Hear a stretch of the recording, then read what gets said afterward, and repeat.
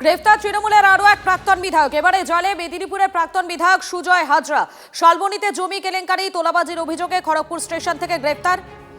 আমাদের প্রতিনিধি দেবব্রত রয়েছেন আমাদের সঙ্গে, সরাসরি চলে যাবো দেবব্রতর কাছে। দেবব্রত, মেদিনীপুরের এই প্রাক্তন বিধায়ক সুজয় হাজরার বিরুদ্ধে আর কি কি অভিযোগ রয়েছে?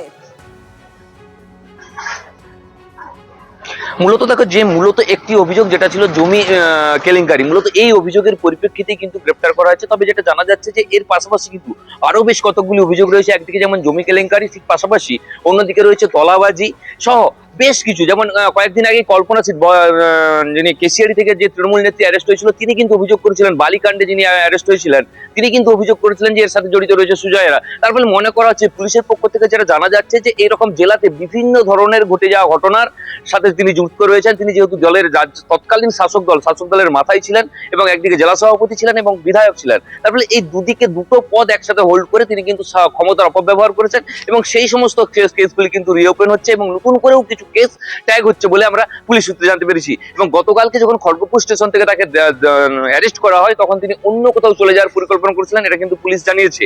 এবং সেই চলে যাওয়ার আগেই তাকে পুলিশ কিন্তু খড়গপুর স্টেশন থেকে অ্যারেস্ট করছে এবং পরবর্তী ক্ষেত্রে যেটা জানতে পারা যাচ্ছে যে আজকে মেদিনীপুর জজ কোর্টে তাকে তোলা হবে এবং পুলিশ নিজেদের হেফাজতে নেওয়ার আবেদন জানাবে বলেই জানা যাচ্ছে। মধুকল্পিতা, ধন্যবাদ তোমাকে।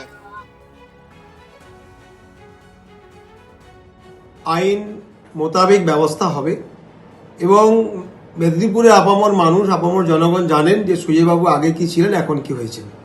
সেই জন্য প্রত্যেকটা জায়গা থেকে পুলিশের কাছে স্পেসিফিক কমপ্লেন আসছিল, যারা গরিব মানুষের টাকা লুট করেছে, যারা বেআইনিভাবে বিভিন্ন জায়গায় জমিন দখল করেছে, তাদের যেন উপযুক্ত শাস্তি হয়। এটা মেদিনীপুরবাসীর কথা, এটা আমার কথা না।